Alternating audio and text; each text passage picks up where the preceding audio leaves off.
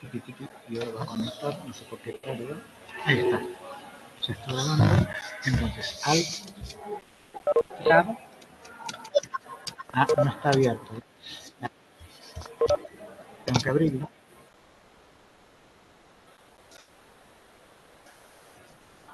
Ah, perfecto. Pero acá ellos no, todavía no lo ven. Entonces, Alt,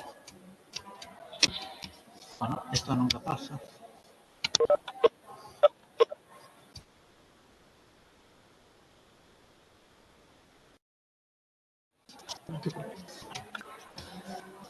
Hola, no sé por qué no sé. Lo abrió. No. Pues, Abrirlo antes. Ahí lo ven.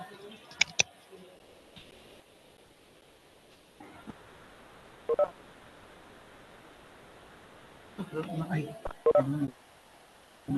Pero tiene que abrir acá. Así está.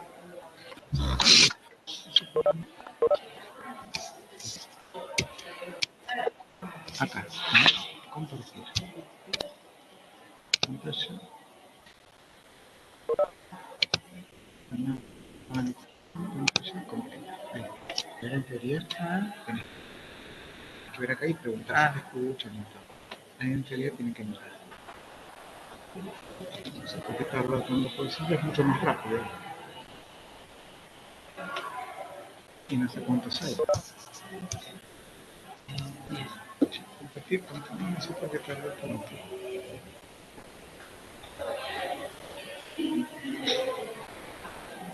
Siempre es mucho más rápido.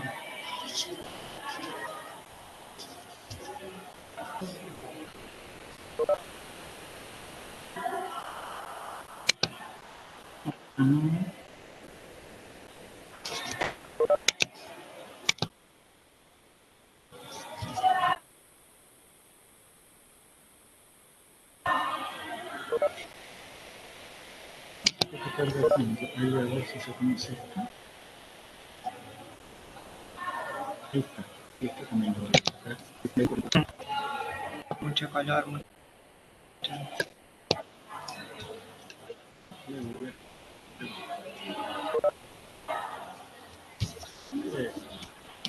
Pero tiene que aparecerte todo, si no.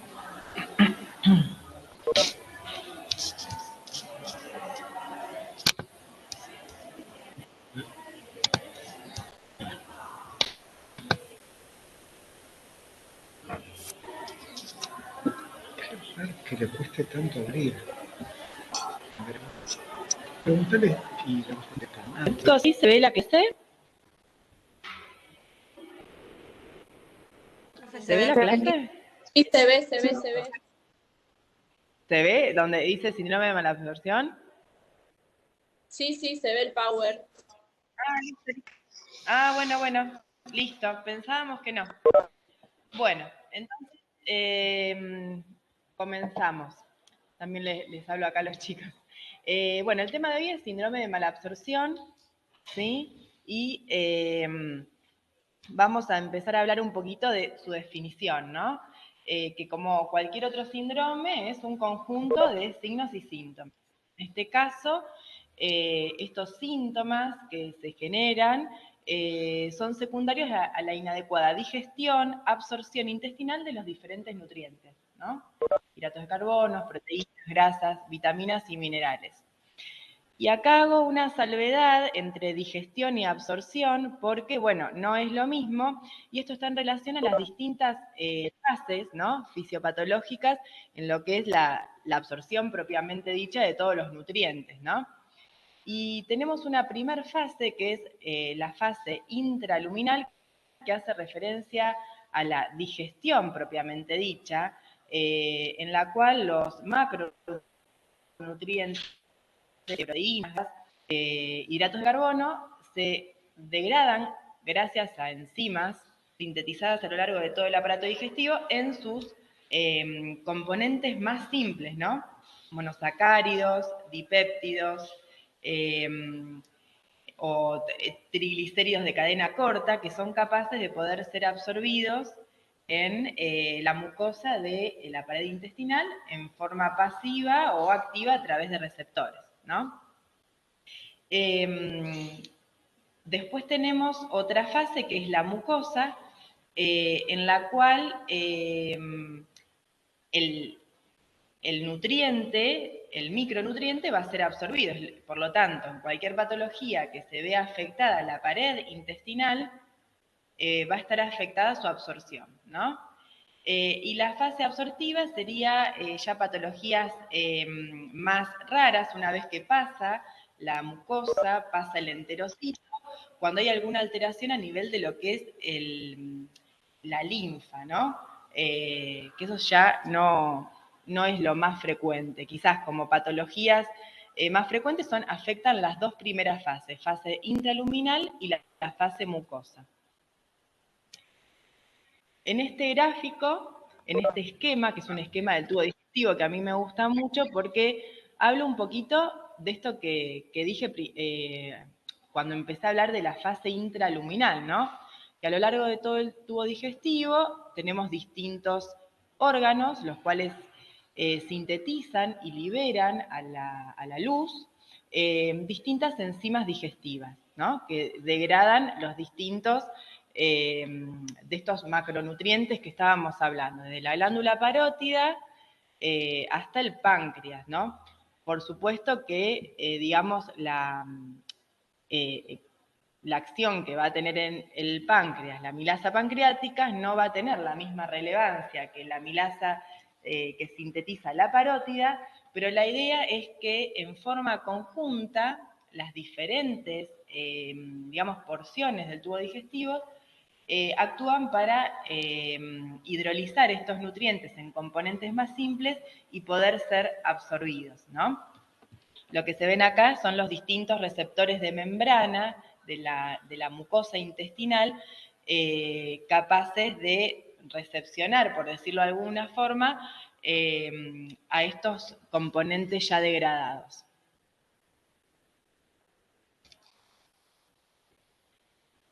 Bueno, entonces, podemos ver que en una misma enfermedad etiológica puede estar relacionada con varios mecanismos fisiopatológicos, ¿no? De repente, una patología en la cual, no sé, una pancreatitis crónica, en la cual la principal fase que va a estar comprometida es la fase intraluminal, de repente, si el paciente tiene un largo periodo evolutivo de la enfermedad, secundariamente la fase mucosa va a estar alterada por la misma desnutrición que genera, ¿no? Y que los signos y síntomas son muy variados. En realidad nosotros quizás tenemos en mente, o sea, vos hablás de síndrome de mala absorción y nos vienen distintos signos, síntomas cardinales, pero hay que tener en cuenta que estos dependen de la localización, de la severidad de la enfermedad y del nutriente que sea mal absorbido. Por lo tanto, las manifestaciones pueden ser parciales, específicas de un nutriente o preponderante, ¿no? O globales. Obviamente que esto también depende, como dije recién, de la evolución del tiempo evolutivo de la enfermedad, o sea, del momento en el cual consulta el paciente. En este aspecto que después vamos a ver, es muy importante tener esto del alto índice de sospecha, como en otras patologías, ¿no? Porque quizás ya cuando nos vienen con el síndrome florido, quizás es más fácil diagnosticarlo, pero probablemente tenga un periodo evolutivo más largo de la enfermedad. Entonces, cuando hablamos de estos distintos síntomas parciales, sutiles, es en decir, uy, pucha, tiene o está pálido y quizás le falta hierro, y en eso voy, ¿no? Tener alto índice de sospecha de manifestaciones pequeñas, por decirlo de alguna forma. Bueno, acá un poquito hablar de la topografía de absorción de los diferentes nutrientes, considerando que los dos tercios iniciativos se absorben, bueno, grasas, hidratos de carbono, proteínas, bueno, calcio, vitaminas, oligoelementos, El hierro y el ácido fólico principalmente se afectan la absorción cuando hay alguna patología del duodeno yeyuno proximal, la vitamina B2 y sales biliares en el ilio intervinal, y el colon principalmente absorbe agua, electrolitos y ácidos grasos de cadena corta. ¿Sí? Entonces, también sabiendo esto, podemos hacer al revés, pensar qué parte del tubo digestivo estaría lesionado si hay tal o cual déficit. Bueno, entonces ahora como un poquito para interactuar, me pareció interesante poner esta diapo en la cual preguntarles a ustedes, con lo que ya vienen sabiendo, cuál sería el motivo de consulta de un paciente con malabsorción. Dolor abdominal, Pérdida de peso. diarrea, pérdida de peso, sí. Todo eso está perfecto. Bien, una intolerancia y que se manifieste por medio de qué. Bien. Anemia, claro. No solo va a venir por diarrea y dolor abdominal, sino que pueden tener síntomas por déficit. Entonces, bueno. Cansancio. Acá no sé si se escuchó, pero como que apuntamos a pensar en otros síntomas que no sean estos cardinales que están muy bien planteados, como dice Luis, pensando en algún otro déficit y sus manifestaciones, ¿no? Dijimos, bueno, no sé, anemia, déficit de hierro, acá mencionan cansancio, astenia, que puede ser un síntoma de anemia también, ¿no? A la gente le encanta que los médicos le den vitaminas, ¿no? La pregunta es si nosotros sabemos para qué sirven y qué puede dar un déficit vitamínico y qué vitaminas faltarían en la malabsorción. ¿Cuál se les ocurre? Así como... B12. Bien. B12, bueno, acá también lo dijeron. Bien. ¿Y qué manifestaciones podrían tener?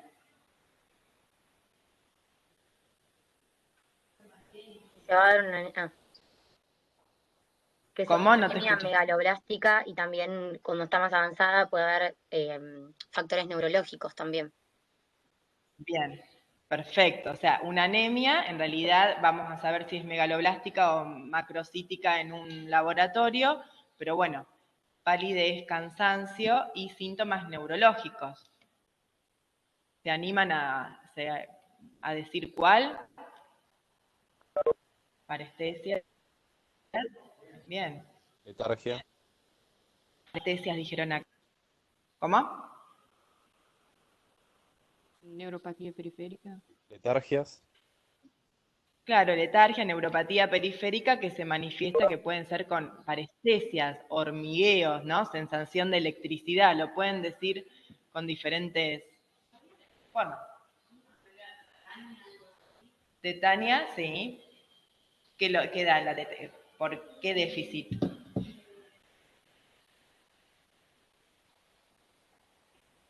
Acá dijeron que el paciente puede tener tetania. Bueno, ahora después lo vamos a ver. Hay una diapo. Bueno, entonces, acá, como dijeron ustedes, o sea, todo lo que está acá lo dijeron, el motivo de consulta tal cual, puede ser una diarrea crónica esteatorreica. Y acá hay muchos conceptos que tenemos que dominar, ¿no? ¿A qué le llamamos diarrea?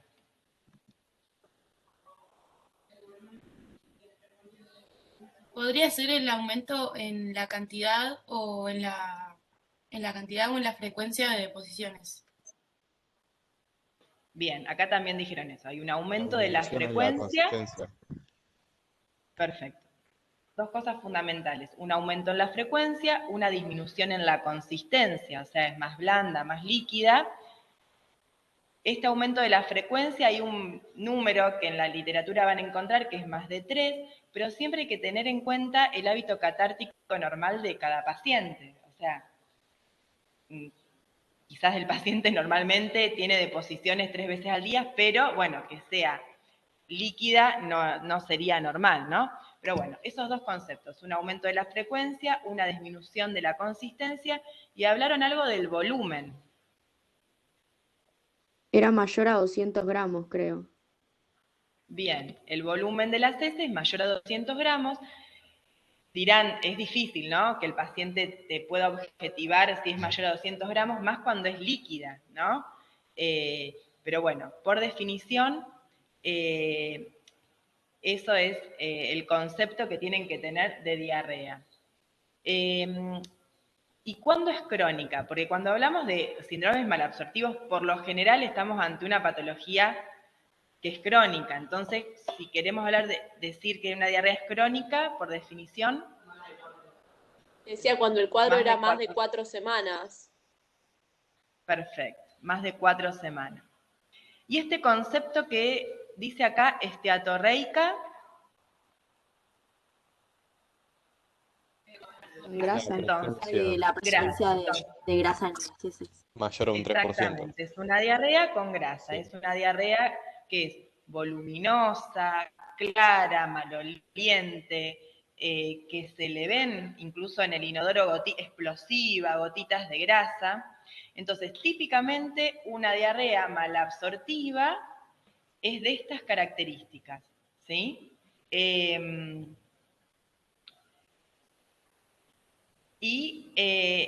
También tenemos que tener en cuenta que esta diarrea viene acompañada de dolor abdominal, como también lo dijeron ustedes.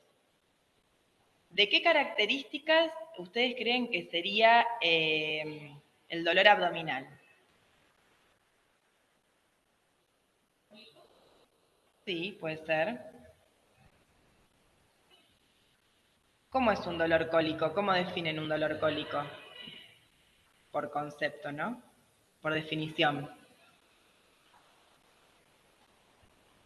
Ayúdenla, no es... ¿Sí? ¿No? Es un dolor, tiene un basal y tiene un pico donde llega al máximo y cede. ¿No? Esto habla de un dolor más centroabdominal, que la mayoría de las causas de las patologías que producen el síndrome malabsortivo, el órgano principal es el intestino, ¿no? El intestino delgado. Bien. Es un dolor abdominal, por lo general centroabdominal, periumbilical, tipo cólico por lo general.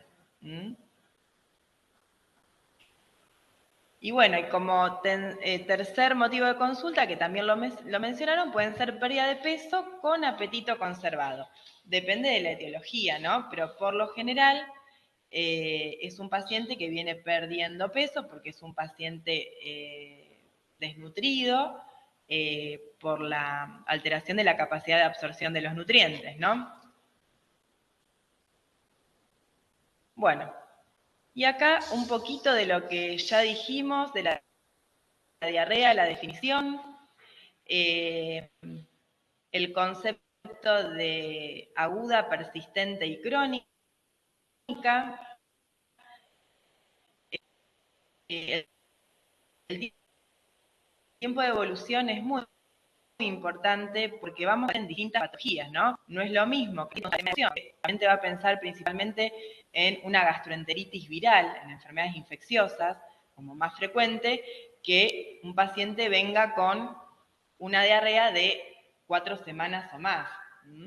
Y por supuesto, ante este cuadro es muy importante los signos o síntomas concomitantes, ¿no?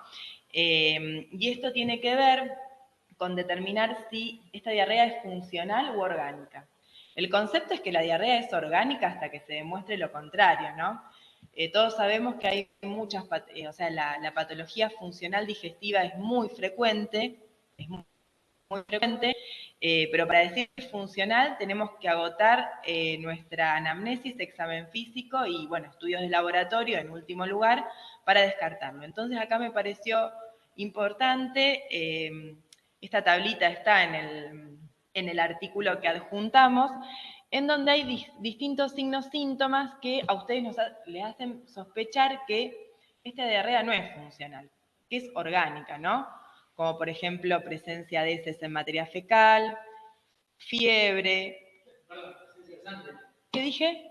Heces, presencia de sangre en materia fecal, fiebre, pérdida de peso, que ocurren en enfermedades avanzadas, o que la diarrea sea nocturna, o sea, que lo despierta al paciente por la noche, que junto a la diarrea nosotros le damos signos de sintomatología compatible con anemia, ¿no? Palidez, o tengamos adenopatías, hepatoesplenomegalia, ¿sí?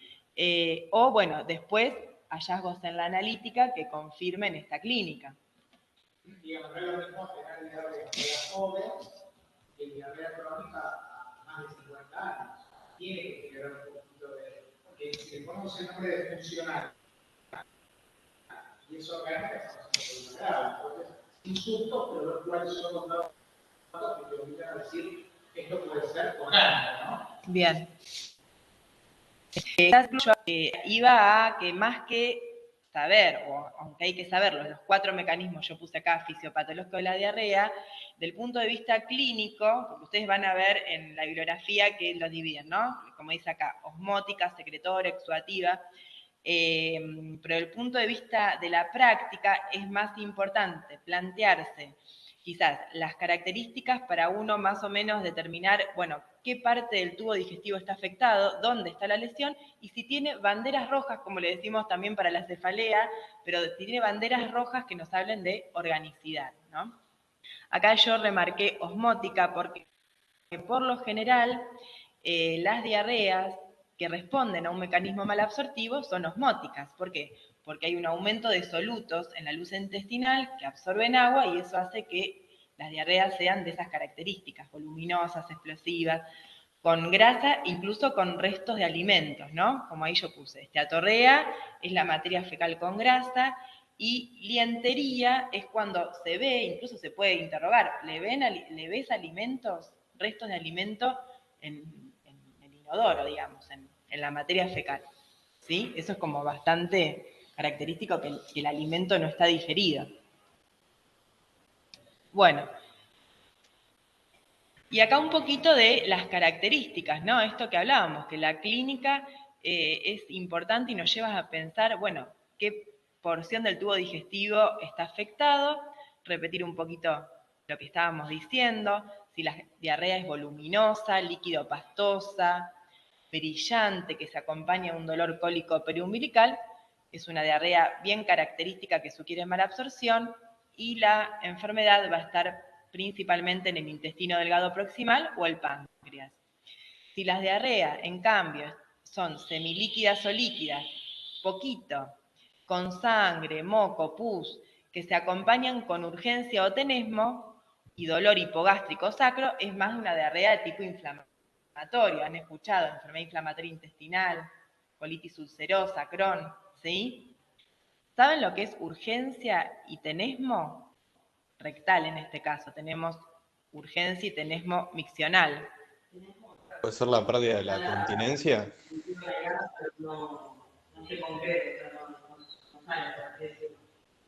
Bien, a ver, algo más decían acá. ¿Me podés repetir? Yo dije la pérdida de la continencia. No sé si es exacto. No, claro, eso sería incontinencia. Eso sí, lo que decís vos es Tenesmo es continencia. la sensación de tener ganas de ir al baño todo el tiempo. Claro, o sea, urgencia es como que tiene que salir corriendo, la palabra lo dice porque no puede contener, pero se da cuenta. En la incontinencia, volviendo al concepto, directamente se escapa y no lo advierte el paciente, ¿sí? Entonces, urgencia que es la necesidad imperiosa de ir al baño a defecar.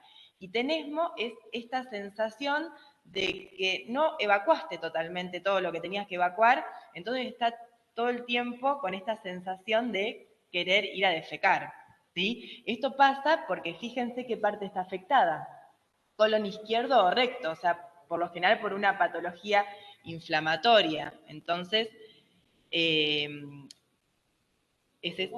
o un tumor de recto, colon izquierdo, exacto. Más si tiene sangre, Pero bueno, ahí ya sería como el contexto, porque el grupo etario de pacientes con cáncer de colon, por lo general, son más grandes o varones, y quizás la enfermedad inflamatoria intestinal es más de mujeres jóvenes, pero bueno, hay excepciones. Bueno, entonces, una vez que interrogamos respecto a las características de la diarrea y la signosintomatología acompañante, también es muy importante interrogar acerca de los antecedentes del paciente, ¿no? Que nos lleve a pensar una determinada patología que esté afectando el tubo digestivo. Entonces es muy importante preguntar por cirugías previas o radioterapia de la región abdominal, no sé, pacientes que han tenido resecciones importantes del intestino delgado o secundario a un accidente, un traumatismo, fármacos o patología que sabemos que pudieran estar involucrados en malabsorción porque son órganos por excelencia de síntesis y secreción de proteínas digestivas, como son la patología hepática, un paciente con insuficiencia hepática, como lo vimos en clases anteriores, por diferentes patologías, o sea, pacientes que llegan a la cirrosis por diferentes patologías de las que vinimos hablando, biliar o pancreática, bueno, hábitos, alcohol, tabaco, drogas, preguntar acerca de los hábitos alimentarios, o hay pacientes que quizás dirigido, ¿no? Porque quizás si consumís edulcorantes o pacientes que consumen, no sé, que tienen sorbitol o chicles, o quizás están sin querer están haciendo, no, yo tomo esta mezcla natural que me dio, no sé, un amigo, y quizás tienen algún componente que puede generar diarreas malabsortivas, los laxantes que tengan pequeñas dosis de estos fármacos, pero quizás no lo conocen como tal o no saben que lo tienen. Bueno, después si viajaron a un área endémica, acá ya estaríamos pensando en algunas parasitosis crónicas como son la giardiasis u otras infecciones. Bueno, son síndromes malabsortivos, bueno, limitados y tratables, ¿no? Del punto de vista infectológico. Bueno, acá mencionan el sprue tropical, no es frecuente en nuestro medio, y antecedentes familiares de enfermedades celíacas u otra patología autoinmune, ¿no?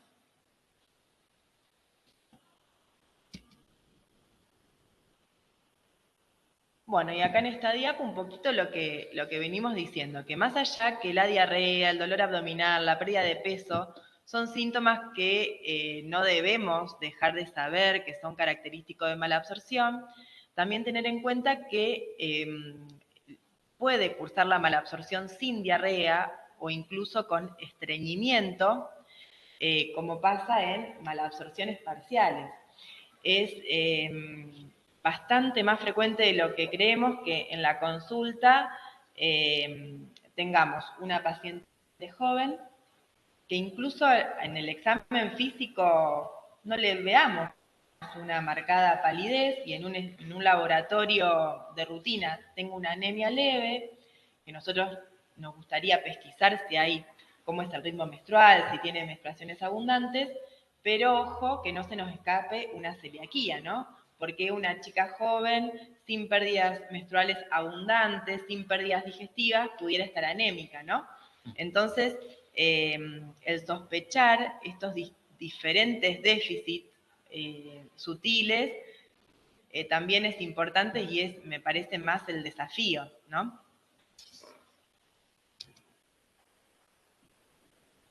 Bueno, por ejemplo acá, estreñimiento, ¿saben lo que es? Acá lo mencionamos, como que lo di por sabido, pero ¿saben lo que es? Constipación. Bueno, es todo lo contrario, o sea, sí. La diarrea, hay un aumento de la frecuencia, acá al contrario, o sea, el paciente refiere disminuir la frecuencia habitual o menos de 3 veces por semana, y la materia fecal es dura y por lo general relatan una evacuación dolorosa, porque la materia fecal es más seca de lo habitual, ¿sí? Bueno, volviendo a esta diapo, acá podemos ver algunas imágenes que pone evidencia, desde el punto de vista clínico, un déficit de hierro, folato y vitamina B12, ¿no? Entonces, por ejemplo, vemos coiloniquia, que es uña en cuchara, o sea, ven como que, no sé si se llega a ver, pero están como excavaditas, cóncavas arriba. Queilitis angular, que son como unas pequeñas lesiones en el ángulo, en la comisura labial. Glositis atrófica, ahí vemos una lengua eritematosa, despapilada, ¿sí? Ahí compara, ¿no? La palma, calculo, del médico con el paciente y se ve, o sea, siempre es importante la evaluación comparativa. Ahí lo objetivamos en la palma de la mano, la conjuntiva, y también lo vemos en el lecho unguial, ¿sí? Sí. Ahí, de esta forma también lo podemos comparar. Digamos, esto también es un motivo de presentación de la malabsorción. Sí. Tenemos que entrenarnos en ver lo que no sabemos. Ahora estamos viendo que manifestaciones cutáneas, piel planeras, pueden dar una ilusión de que es una malabsorción. ¿Lo escuchan a Luis, chicos?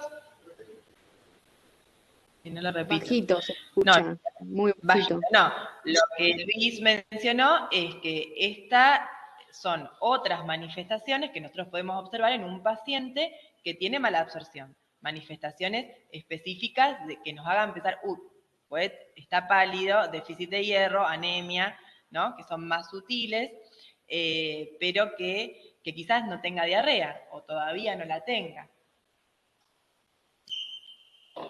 Bueno, acá hay otra manifestación en piel que a mí me gusta mucho compartirla. No sé si es muy frecuente de verlo, pero esta dermatitis de Durin o dermatitis herpetiforme, que es herpetiforme porque se caracteriza por vesículas, lesiones vesiculares en áreas de extensión, ¿no? Codos, glúteos, nucas, rodillas.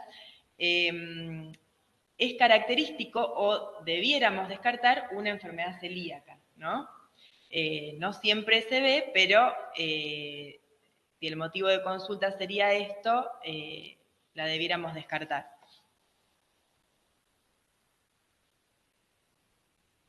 Bueno, después estas son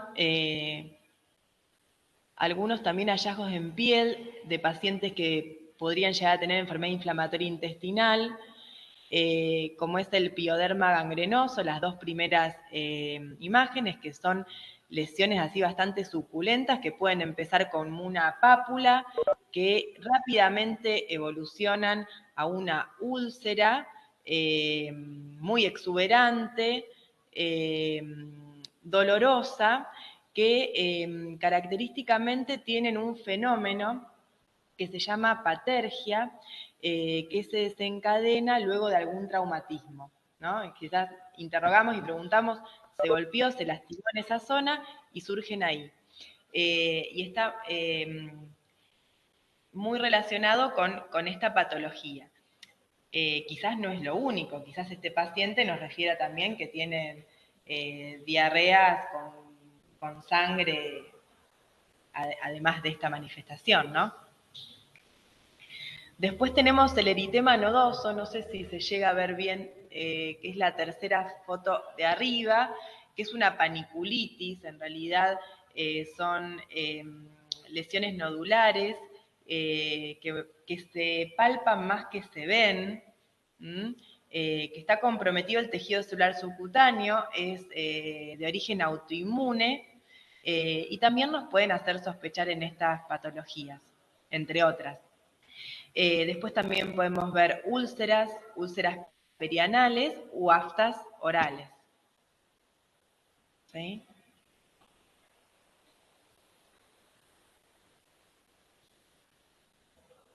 Bueno, y esta diapo, en relación a lo que vos decías, que mencionaste la tetania, se da por un déficit de calcio y vitamina D. A ver, cuando se producen los déficits de calcio y vitamina D, obviamente que estamos en un contexto de malabsorción y desnutrición severa, ¿sí? Es poco frecuente que encontremos esto solo. Lo vemos también, esta signosintomatología en pacientes con patología renal y no precisamente en un síndrome de malabsorción. Pero bueno, tener en cuenta cuando existan estos signos de hiperexcitabilidad neuromuscular, ¿no? Cuando hay déficit de calcio y vitamina D, tenemos hiperexcitabilidad. Entonces lo que vamos a ver es hiperreflexia, es decir, cuando se estimula para hacer un determinado reflejo, está más exagerado, ¿sí? Después tenemos el signo de Trousseau, es el signo en el cual se produce una contracción de la mano sobre el antebrazo luego de insuflar el manguito del tensiómetro. Y el signo de Bostek consiste en una estimulación del nervio facial ipsilateral y lo que se ve es una contracción homolateral al sector estimulado, a la hemicara estimulada. ¿Sí? Bueno, después también menciona ahí la tetania, que también lo habían mencionado ustedes. La tetania es una contracción involuntaria y dolorosa, espontánea, de algún grupo muscular, ¿sí? Esto sería un grado más severo del déficit.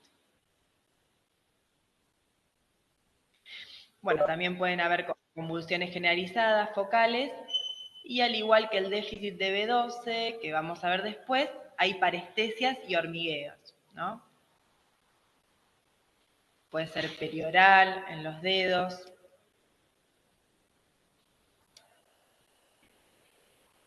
Bueno, un poquito también lo mencionamos, el déficit de vitamina B12, que este déficit, por la falta de aporte, no es muy frecuente, salvo que sean dietas vegetarianas estrictas, ¿no? Los veganos. La vitamina B12 se encuentra en todos los alimentos de origen animal, o sea que, salvo que sea un vegetariano estricto, no debiera existir el déficit, porque también están en los huevos y en los lácteos. Así que, por lo general, cuando hay un déficit, uno quisiera descartar alguna patología malabsortiva, ¿no? Como es la gastritis atrófica, no sé si lo escucharon alguna vez, es como la patología más frecuente de diagnóstico en que esté relacionado este déficit, y se manifiesta por una neuropatía periférica, afecta manos, palmas, plantas, sobre todo son distales, simétricas, con esta sensación de adormecimiento, hormigueo, ¿sí?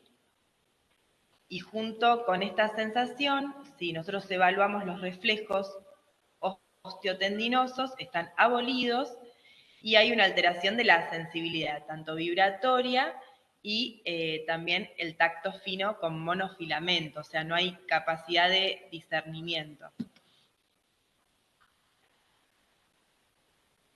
Bueno, la pregunta es cuánto se necesita tener carencia de carne para tener un déficit de B12. ¿Cuánto es el depósito normal? ¿Cuánto dura el depósito? ¿Se acuerdan? Sí. 4 años. Si el ácido fólico, menos, ¿no? Acá lo que hablábamos es cuánto el paciente debiera estar carente de este aporte, si es que decidiera tener una dieta vegana, para que se quede sin digamos, la cantidad suficiente, son 4 o 5 años aproximadamente. Así que bueno, no es mucho lo que se necesita. Y quizás esto también es importante tenerlo en cuenta en el consultorio, porque todos los vegetarianos vienen a pedirte una vitamina B12, el dosaje de vitamina B12, y bueno, sabemos que no, esta carencia no es tal o tan rápida. Cintia, ¿cómo están? Buenas tardes. Habla Gabriela, ¿cómo estás? La profe. Hola Gaby, sí, justo acá también me hablan, pero bueno. Perdón, ahora no la te escuché. No, acá quedó Decime, pendiente Gaby. quedó que pendiente una consulta en el chat de Gracias, Micaela, Gaby. que dice, si, sobre todo pienso que debe ser, Micaela, a partir de las lesiones que mostraste del eritema nodoso, si esas lesiones en piel son solo de mala absorción, específicas de mala absorción, o cuando todavía no hay síndrome de mala absorción. Pone acá, puede, como decía, lo de la colitis Claro, ulcerosa. Nada, como bien, para que quede aclarado si estas son patrimonio específico de mala absorción. Y bueno, está bueno aclarar claro. que eso no es tan así. Contale un poquito vos. Gracias, Gaby. Dale. Claro, ahora les digo a los chicos que quizás no escucharon, Bueno. claro, una de las alumnas, la duda era que si el eritema nodoso es propio o estas manifestaciones que vimos de enfermedad inflamatoria intestinal nos hablan siempre de malabsorción y no es patognomónico de eso. La idea es al revés, es si nosotros tenemos estas lesiones en piel, sospechar la patología que pudiera estar dando un síndrome malabsortivo, o pudieran estar involucradas pero no es patognomónico de esto solo, ¿no? No sé si quedó. No, Sí. ¿por qué tienen hinchazones los pacientes? Mira. Claro. No se escucha, Luis, Cintia. Son estadios. No, acá lo que preguntan, ¿por qué tiene edemas o por qué pudiera tener edemas un paciente con mala absorción? De hecho, en la clase pasada, en nuestra comisión, vimos, cuando decíamos síndrome ascítico edematoso, dimos el concepto de anasarca, ¿no? El concepto de anasarca salió que también podía ser por hipoalbuminemia. El paciente que está edematizado o está en anasarca por un síndrome malabsortivo es un paciente severísimamente enfermo. O sea, nosotros no queremos que llegue a ese punto, ¿no? Pero sí, es por el déficit de albúmina. Yo igual descartaría otras patologías, o sea, cuando vos tenés en realidad edemas generalizados, un cuadro de anasarca, bueno, tenés que plantear en ese síntoma signo guión y los diagnósticos diferenciales, ¿no? Porque si vos digamos, centrás, aunque pueden ser que es malabsortivo solo, te van a quedar muchas cosas afuera, ¿no? Porque el paciente, por ejemplo, quizás que tiene edemas, tiene una insuficiencia hepática por una cirrosis, no sé, por alcohol, suponte. Entonces yo creo que más la hipoalbuminemia viene por la insuficiencia hepática que por su malabsorción. O quizás hay dos mecanismos involucrados, ¿sí? Que sea solo por malabsorción no es lo más frecuente. Igual después van a tener que pensar siempre por prevalencia. Exacto. Es lo más prevalente y van a ver en el hospital cuando no son las prácticas qué es lo más frecuente. Nosotros vemos mucha insuficiencia hepática, como dice Cintia, nefrótico, como mala absorción, no es la primera cosa. Claro. No, acá, como mencionaron el tema de la hipoalbuminemia y los edemas, quizás es ver el contexto del paciente y la prevalencia. En nuestro medio, como dice acá Luis, quizás la insuficiencia hepática por cirrosis por alcohol sería la más frecuente, después sigue el nefrótico y después la hipoalbuminemia. Estas patologías obviamente llevan aparejado, ¿no? La hipoalbuminemia, entonces como que se mezcla un poquito. ¿Cuánto es por falta de aporte o malabsortivo o la insuficiencia hepática per se? Bueno, esto ya lo vimos. Bueno, acá mencionar un déficit de vitamina K.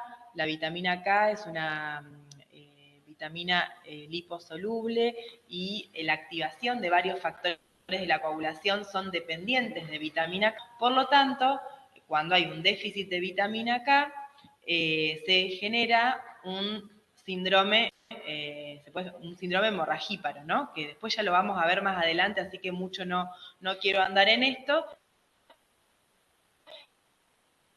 Pero los síndromes hemorragíparos de diferentes formas de manifestaciones, ya sea sangrado por la nariz, que es epistaxis, hematomas, equimosis o sangrados en sitio de punción, podrían estar relacionados a una malabsorción. Bueno, esto simplemente en esta filmina es como para mencionarlo, que las lesiones hemorragíparas en piel las pudiéramos dividir de acuerdo a su tamaño en petequias, púrpuras, equimosis y hematomas. No quiero andar mucho en esto porque después vamos a tener también una clase. O lesiones hemorragíparas hemosas, ¿no?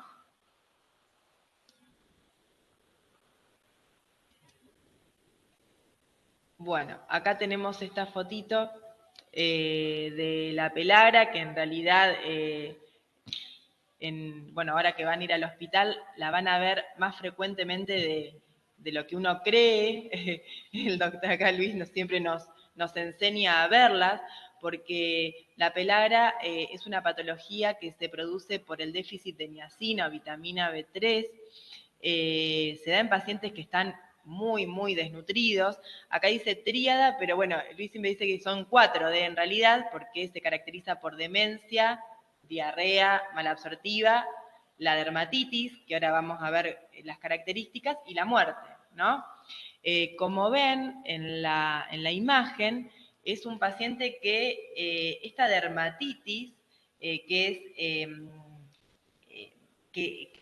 como ven es en áreas fotoexpuestas, se le ve como el dibujo de la camiseta, es una dermatitis como descamativa, a veces puede tener pequeñas pápulas o vesículas, pero es característico que está en esas zonas fotoexpuestas y el paciente como que luce bronceado, ¿no?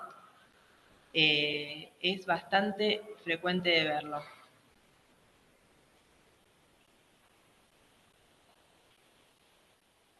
Bueno, y un poquito para irse... Sí.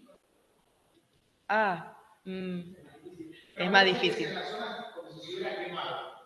No solo está bronceado, que de color, tenemos una alta concentración de pigmentación. Pero es como si se hubiera quemado. Tiene ampollas, lesiones como el gran quemado. Collar, no son las más distintas, y ahí sí mencionan el grillete, porque te marca el pantalón de la zapatilla. Tiene todo bronceado. Pero es como si fuera un paciente que fue al Caribe, la falta del Caribe.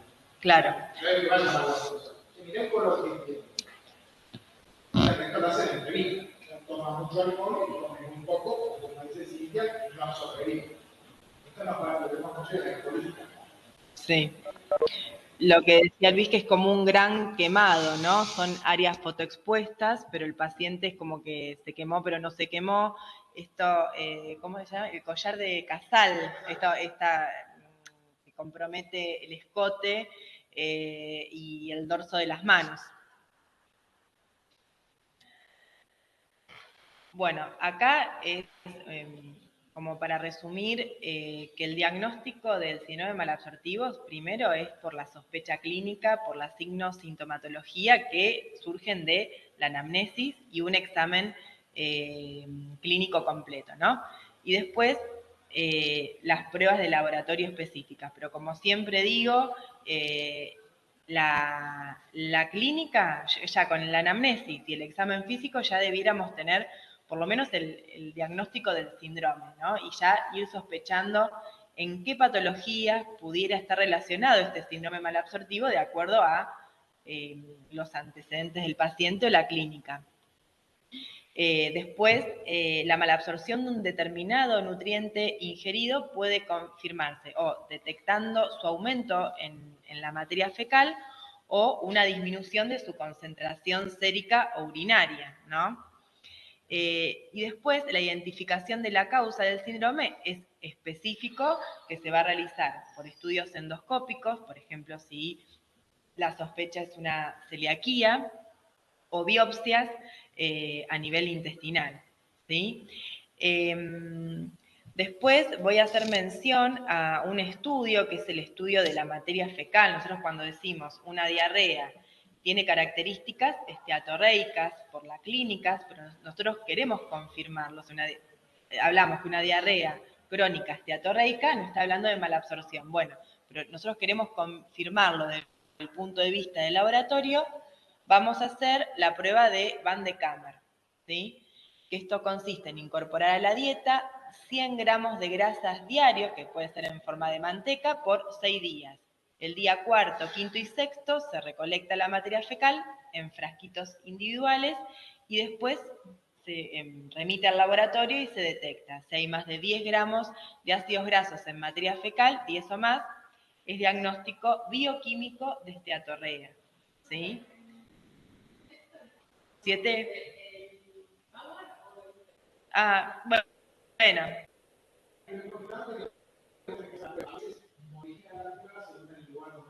Sí, los Lo reactivos. importante es que el concepto es que vos sabés que dándole un estímulo con grasa y con la grasa natural, no tiene que estar una buena absorción.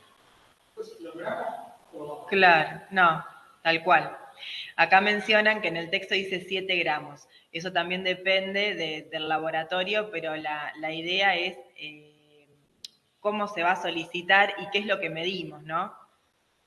Por eso también es muy importante, y eso lo podemos ver, no en el paciente de consultorio, en interno, sí, bueno, cuando vayas, mostrame, no lo tires. Entonces, el poder observar, o sea, esta foto, yo la verdad que no necesitaría hacer la prueba de Van de Kammer si vemos una grasa flotando en el inodoro, ¿no? El problema es que con esto muy pocas veces nos enfrentamos porque Claro. no vamos a ver la caca en la consulta habitual. Sí vamos a ver una lesión en la piel, una caída del cabello, que la otra vez nos pasó en el hospital. Sí, sí. Así que bueno, alguna, no sé si alguna duda. A ver qué dijo Luis. La otra vez nos pasó en el hospital que teníamos un señor internado y justamente fuimos a verlo y nos llamó la atención que había perdido peso, un chico joven. ¿Te acordás que había perdido peso? Sí, me lo contó. Y lo que llamó la atención es que tenía todo el cabello en la almohada. Nosotros lo llamamos el signo de la almohada. Y eso es un signo de malnutrición. Alguien que se le empieza a caer el cabello y romper el cabello y aparecer en la almohada, no 1 o 2, sino que se le empieza a aparecer y tiene el pelo ralo, ¿vieron el pelo quebradizo? Eso indica malnutrición. Cuando le hicimos la pregunta, ¿cómo es tu caca? Amarilla. Bueno, tenemos casi el diagnóstico hecho. Después nos faltaba, una cosa es sindrómicamente, después nos falta la etiología. Claro. Había que discutir la etiología, pero ya sabemos que lo que teníamos que ir a estudiar es el intestino. Claro, exacto. Bueno, chicos, acá presentes o ahí virtual, ¿alguna duda, algo que quieran? Yo quería preguntar por qué se absorbe más la D y no otra vitamina, que la K y no otra vitamina.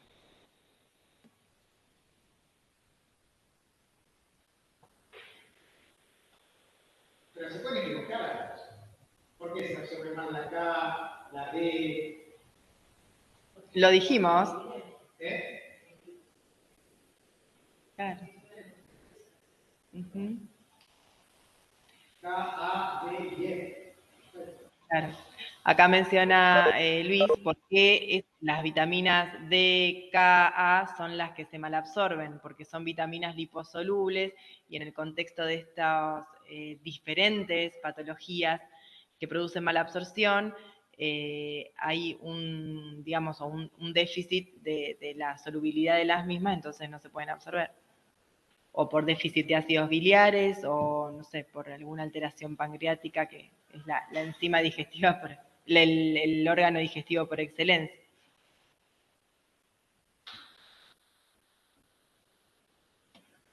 ¿Alguna duda? ¿Algo que quieran aportar? Profe, yo tengo una duda, pero como que va a estar relacionado con el tema, pero no tanto, porque en la bibliografía para el IHC nos pusieron un artículo como bibliografía obligatoria y cuando entras al link no te deja abrir el artículo. Y lo busqué por el nombre ¿Cuál también y no, era de mala absorción y malnutrición. No es el que está subido, o sea, tiene otro nombre.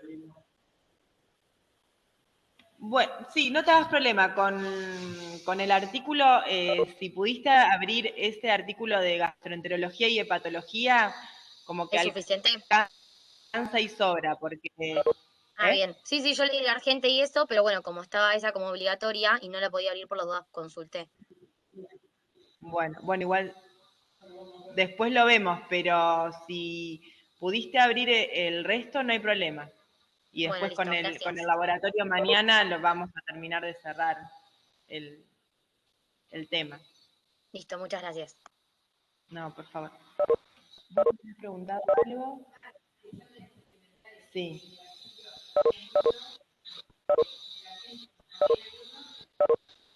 Sí, en realidad mencionan algunos estudios complementarios que realmente o en la práctica no los realizamos. Sí, por eso podemos llegar a hacer este test de Van de Kammer, que es primero para decir, bueno, tenemos un síndrome malabsortivo, tenemos una diarrea malabsortiva, y después ir pensando el estudio de ciertas patologías por distintos hallazgos concomitantes, ¿no? Si hay sospecha de celiaquía, vamos a hacer una endoscopía y toma biopsia del duodeno, o vamos a pedir anticuerpos, o si estamos pensando en alguna patología oncológica, vamos a pedir un estudio por imágenes. Esto es muy específico de qué patología estemos sospechando, o sea, particular. Pero lo importante, o sea, con que ustedes puedan pesquisar la malabsorción, ya es el punto de partida. Pueden decir, bueno, ¿qué es lo que tengo que estudiar?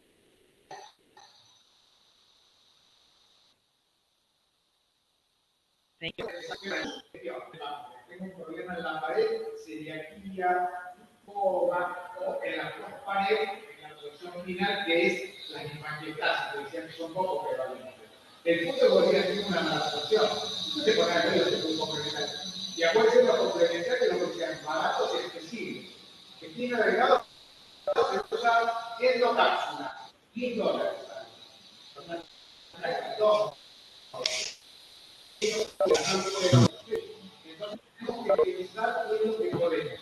Y ahí que muchas veces el hospital público te permite eso. Siempre intentamos. Sí.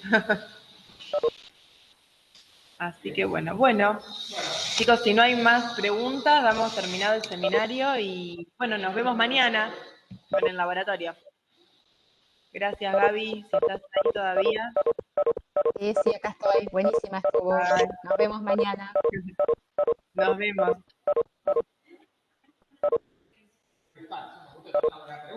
Sí, ya que más. Causas de malabsorción frecuentes. ¿Cuáles? Por ejemplo, también en quiénes. Estoy preguntando en chicos jóvenes. Bueno, enfermedad celíaca. Estoy preguntando en chicos jóvenes que tienen caca con sangre. Enfermedades inflamatorias como el Crohn o la colitis ulcerosa. Eso depende de dónde. Estoy hablando de los africanos que tienen una muy baja condición parasitaria. Pero las nuestras generalmente son enfermedades celíacas, sí. No las que hemos tenido. Celíaca, pancreatitis crónica. ¿Qué significa pancreatitis crónica? Esto tenés que tener chupás. Claro. Rompes el páncreas, se calcifica, un dolor tremendo crónico y después no tiene enzimas, es decir, no tiene funcionalidad exócrina al páncreas y esto produce mal digestión. Es una trampita, malabsorción es que no absorbe, mal digestión es que no se digiere. Pero ¿qué le vas a preguntar si tiene la caca, si no tiene una buena digestión? Claro, zanahoria, lechuga, por eso lo tiene que preguntar. ¿Puedo ver su fácil que fea la medicina? Pero algunas veces es así. Vos le vas a ver la carne y tiene la zanahoria. A todos nos aparece cuando hemos comido choclo de un grano, pero es circunstancial un grano de choclo, porque tiene muy mala hidrólisis. Pero cuando vos empezás a ver pedazos de comida, entonces decís, ¿usted tomó? Sí, yo tomaba muchísimo antes. Nos ha pasado en un numerito que hicimos una placa que tenía calcificado todo el páncreas pobre y había tenido historia de haber tomado mucho alcohol. Entonces, la celiaquía, el alcoholismo con la pancreatitis crónica. La calcificación. Calcio, que es el páncreas todo calcificado. Pero eso es fibrosis. Se calcifica, claro. Calcificación. En todo caso, está perdiendo la función. Uno por fibrosis. No se sabe por qué, acá se chupa mucho, en la Argentina, en Mar del Plata, tenemos mucha cirrosis. No se sabe por qué los franceses tienen más hambre de crónica que nosotros. No tenemos. Bueno, solo tenemos.